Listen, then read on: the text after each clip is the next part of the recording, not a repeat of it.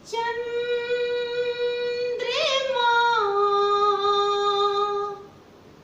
उतरल गगन सा, चांदनी के सजाओ। चंद्रमा उतरल गगन सा, चांदनी के सजाओ। चंद्रमा उतरल गगन सा, रंग रब सकरागनी, मिलन केरे मधुयामिनी। रंग रब सकरागनी, मिलन केरे मधुयामिनी।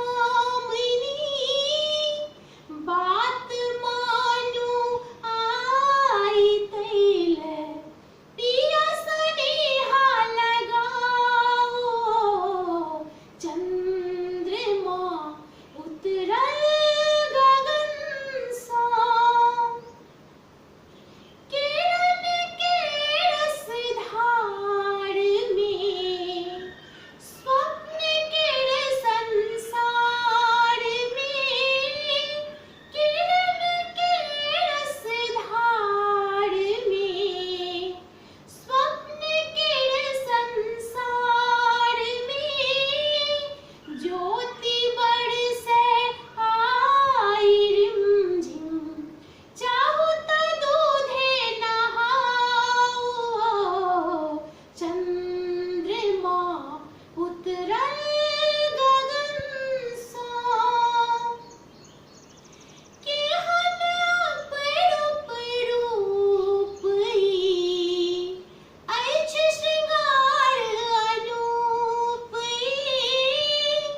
केहन अपरूप रूप ई, अछि श्रृंगार अनूप ई।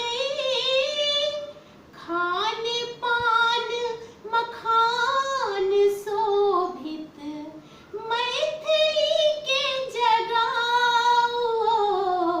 चंद्रमा उतरल गगन सा, चांदनी के सजाओ। चंद्रमा उतरल गगन सा। धन्यवाद सब के।